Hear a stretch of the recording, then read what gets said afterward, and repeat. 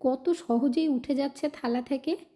কাঁচা আমের আমসত্ত্ব বানিয়ে ফেলুন রোদে দেওয়ার ঝামেলা ছাড়াই, একদম সহজ পদ্ধতিতে। একবার এই কাঁচা আমের আমসত্ত্ব বানিয়ে নিলে দোকান থেকে আর কিনে আনতেই হবে না। আর এত মজাদার লাগে খেতে, বেশি করে না বানালে তৈরি করার সাথে সাথেই দেখবেন শেষ হয়ে যাবে। তাহলে আর দেরি না করে চলুন দেখে নেওয়া যাক কীভাবে তৈরি করেছি। নমস্কার বন্ধুরা, মিঠুস ওভেনে আপনাদের সবাইকে স্বাগত জানাই। আজ আমি আরও একটি নতুন ভিডিও নিয়ে চলে এসেছি আপনাদের সামনে। আমসত্ত্ব তৈরি করার জন্য এখানে আমি কাঁচা আম নিয়েছি আর 1 কিলো মতো আছে। তো এখন আমরা আমের খোসা ছাড়িয়ে নেব। প্রথমে আমগুলো ধুয়ে নিয়েছি। আমগুলোর ওপর থেকে এরকম কালো কালো দাগ আছে, কিন্তু একদম ফ্রেশ আম। আমি এইভাবে খোসা ছাড়াচ্ছি আর এতে করে খুব সহজ মনে হচ্ছে। যদি আপনাদের মনে হয় অসুবিধে হবে, তাহলে আপনারা বটি দিয়েও খোসা ছাড়িয়ে নিতে পারেন। আজকের ভিডিওটা যদি আপনাদের ভালো লেগে থাকে তাহলে আমার চ্যানেলটিকে অবশ্যই সাবস্ক্রাইব করবেন, পাশে থাকা বেল আইকনটি দাবিয়ে দেবেন, সবার সাথে শেয়ার করবেন, আর একটা লাইক করতে ভুলবেন না কিন্তু। খোসা ছাড়িয়ে নেবার পর আমের বোটার দিকটা কিছুটা বাদ দিয়ে দিচ্ছি। এরপর জলের মধ্যে দিয়ে দেব। সব আমের খোসা ছাড়িয়ে জলের মধ্যে কিছুক্ষণ রেখে দিতে হবে। একদম তাজা আম খুব কষ থাকে সেই জন্য। এইভাবে 5 মিনিট রেখে দিলে কষটা বেরিয়ে যাবে। তারপর খুব ভালোভাবে ধুয়ে জলটা ঝরিয়ে নেব। এখানে দেখুন আমগুলো 2-3 বার ভালো করে ধুয়ে নিয়েছি। এখন আমগুলোকে কেটে নিতে হবে। রোদে দেওয়ার ঝামেলা ছাড়া কাঁচা আমের আমসত্ত্ব এত সহজভাবে তৈরি করা যায় বন্ধুরা, পুরো ভিডিওটা দেখলেই বুঝতে পারবেন। আমের ভেতরে আটি বা কুশিটা রয়েছে একদম কচি, মানে নরম, কাটতে কোনো রকম অসুবিধে হচ্ছে না। আর যদি শক্ত হয় তাহলে কিন্তু বটি দিয়ে কেটে নেবেন। এই আমগুলোকে একদম ছোট ছোট টুকরো করে কেটে নেব। সিদ্ধ করতে হবে, তাই ছোট ছোট পিস করলে কি হবে, খুব তাড়াতাড়ি সিদ্ধ হয়ে যাবে, গ্যাসটাও কম পড়বে। কাঁচা আমের আমসত্ত্ব বানানো একবার শিখে নিলে বন্ধুরা, এরপর থেকে দেখবেন বারবার বানাতে মন চাইবে। বানানো এতটাই সহজ। এখানে দেখুন সব আমগুলো আমাদের কাটা হয়ে গেছে। কেটে নেবার পর কিন্তু আর ধোয়ার দরকার নেই। পাকা আমের আমসত্ত্ব বানিয়ে তো আপনারা সকলেই খেয়েছেন। একবার কাঁচা আমের আমসত্ত্ব বানিয়ে দেখুন। এখন আমরা চলে যাব গ্যাসের কাছে। কড়াই বসিয়ে দিয়েছি আর এর মধ্যে আন্দাজ মতো জল দিয়ে দিতে হবে। খুব বেশি জল দেবেন না, একটা আন্দাজ করে দেবেন। এরপর আমগুলো দিয়ে দিতে হবে। 2-1 বার একটু নাড়িয়ে দেব। তারপর ঢেকে আমগুলো ভালোভাবে সিদ্ধ করে নেব। গ্যাসের ফ্লেম বাড়িয়ে দিয়ে খুব ভালোভাবে সিদ্ধ করে নেব। 7 থেকে 8 মিনিট বাদে একবার ঢাকনা তুলে নিচ্ছি। আর দেখুন আমগুলো সিদ্ধ হয়ে গেছে। তবে এখন এই ঝাঁঝরি হাতা হোক বা হাতা দিয়ে হোক আপনারা চেপে চেপে নরম করে দেবেন। চাইলে ডালের কাঁটা দিয়ে একটু ঘুঁটেও দিতে পারেন। এখানে দেখুন আমগুলো কত সুন্দরভাবে গলে গেছে, আর জলটা কিন্তু আগের থেকে অনেকটাই টেনে নিয়েছে। এখন আমরা নাবিয়ে নেব। তারপর আমের এই পাল্পটা ছেঁকে নিতে হবে, তার জন্য বড় ছাঁকনি নিয়েছি। এর মধ্যে দিয়ে খুব ভালোভাবে আমগুলো ছাঁকতে হবে, তাহলে আমের মধ্যে অনেক আমের মধ্যে আঁশ থাকে, তার জন্য কিন্তু এইভাবে ছেঁকে নিতে হবে। তাহলে আমের যে এই পাল্পটা পুরো একদম মোলায়েম বেরোবে, আমসত্ত্ব দিতে ভীষণ সুবিধে হবে। এই কাজটা করতে কিন্তু একদমই টাইম কম লাগে, খুব তাড়াতাড়ি হয়ে যায়। দেখুন ঝটপট আমি করে ফেলেছি।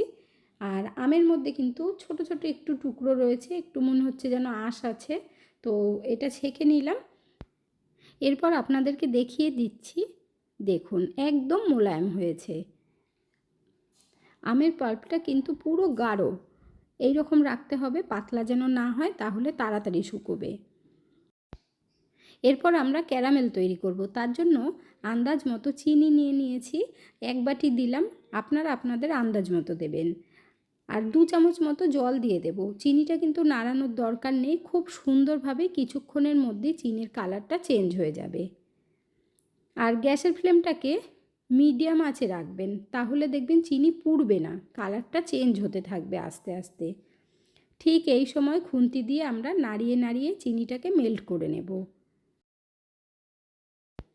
চিনির ক্যারামেল তৈরি করতে গিয়ে যদি পুড়ে যায় তাহলে তেতো লাগে আর খেতে একেবারেই ভালো লাগে না। তাই ক্যারামেল তৈরি করার সময় একটু ধৈর্য ধরে তৈরি করবেন। এখানে দেখুন চিনি পুরো মেল্ট হয়ে গেছে, আপনারা দেখে বুঝতেই পারছেন। এখন এর মধ্যে আমের পাল্পটা আস্তে আস্তে করে ঢালবো আর সমানে নাড়াতে থাকবো। যেহেতু ক্যারামেল তৈরি করা হয়েছে তার জন্য কিন্তু অল্প অল্প করে দেবেন আর নাড়াবেন, না হলে নিচ থেকে লেগে যাবে। এই কাজটা করার সময় একটু ধৈর্য ধরে করতে হবে।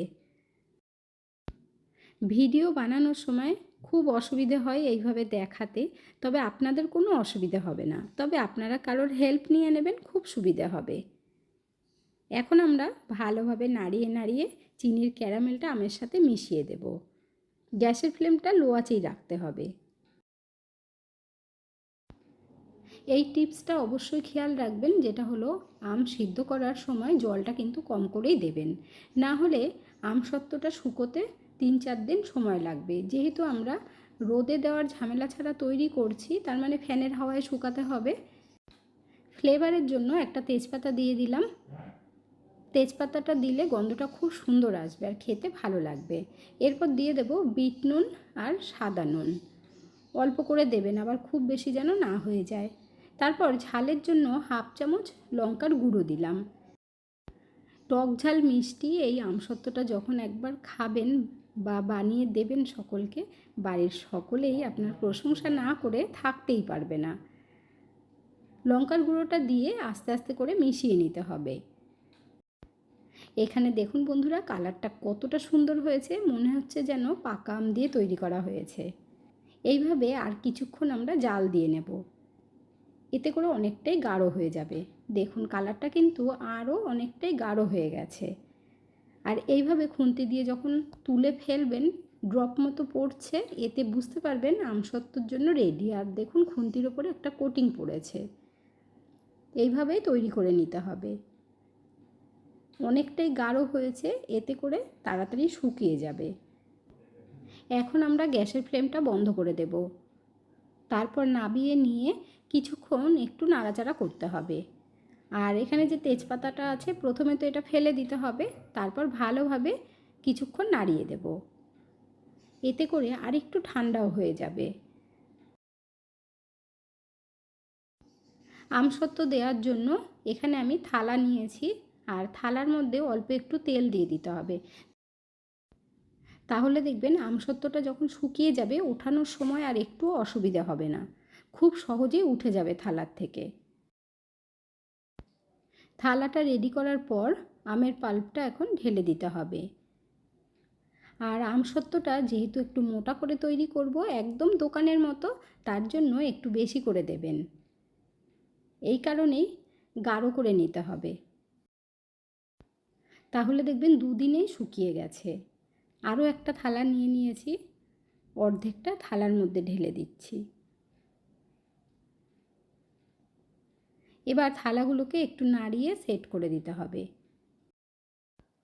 আপনারা চাইলে বড় থালার মধ্যে করেও দিতে পারেন যদি পাতলা করতে চান। যেহেতু আমি মোটা করে তৈরি করব, তাই আমি 2টো থালার মধ্যে ঢেলে দিয়েছি। এখন আমরা 2 দিন ফ্যানের নিচে রেখে দেব। আর যদি মনে হয় রোদে দেবেন, সেটাও দিতে পারেন।